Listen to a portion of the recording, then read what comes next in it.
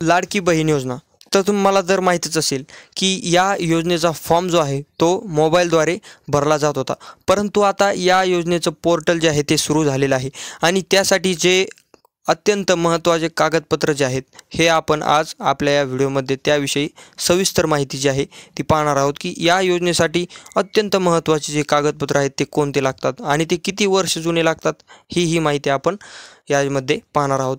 तर तुम्हाला आधार कार्ड जे आहे तेही खूप महत्त्वाचं आहे, पण त्या आधार कार्डला तुमचा मोबाईल नंबर जो आहे तो लिंक असणं खूप गरजेचं आहे आणि त्यानंतर बँक पासबुक आणि तुमचं जे बँकेचं पासबुक आहे ते देखील खूप महत्त्वाचं आहे। पासपोर्ट साईज फोटो तुम्हाला जो आहे तो तुमचा पासपोर्ट साईज फोटो तो देखील खूप महत्त्वाचा आहे। रहिवासीचा पुरावा तुमचा जो रहिवासीचा पुरावा आहे, तुम्ही कुठे राहतात या गोष्टीचा पुरावा जो आहे तो देखील खूप महत्त्वाचा आहे या पोर्टलसाठी। आणि त्याच्यानंतर आहे मतदान कार्ड, तुमचं जे मतदान कार्ड आहे हेही खूप महत्त्वाचं आहे, पण तुम्हाला मतदान कार्ड जे आहे ते किती वर्षापूर्वीचं लागतं, तर तुम्हाला मतदान कार्ड जे आहे ते 15 वर्ष अगोदरचं लागणार आहे। म्हणजे हे आत्ता नवीन आलेले जे डिजिटल मतदान कार्ड आहेत ते तुमच्या काही उपयोगाचे नाही। यासाठी तुम्हाला 15 वर्ष जुने म्हणजे 15 वर्ष अगोदरचे जे मतदान कार्ड तुमच्याकडे असेल ते खूप गरजेचं आहे। आणि त्याच्यानंतर तुमची टी म्हणजे तुमची जी टी आहे म्हणजे तुमच्या शाळेत टी मिळते ती टी जी आहे ती ही खूप महत्त्वाची आहे।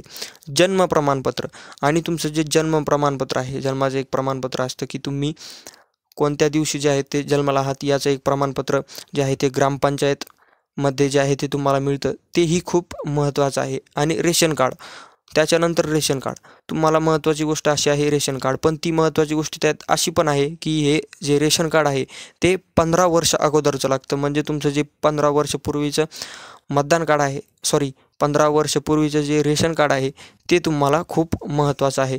रहिवासी प्रमाणपत्र सेतूवरील कोणतंही एक, तुमचं जे रहिवासी प्रमाणपत्र आहे ते सेतूवरील कोणतंही एक ते तुम्हाला लागते। उत्पन्नाचा पुरावा म्हणजेच तुमचं वार्षिक उत्पन्न किती आहे हेही तुम्हाला याचाही पुरावा जो आहे तो खूप महत्त्वाचा आहे।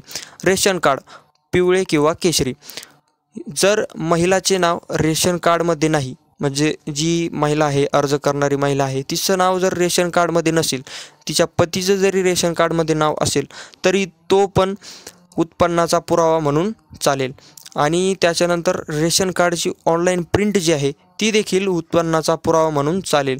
आणि जर रेशन कार्डच नसेल तर तुम्हाला उत्पन्नाचा प्रमाणपत्र जे आहे ते तहसील कार्यालयामधून काढून आणावंच लागेल आणि हे महत्त्वाचं आहे।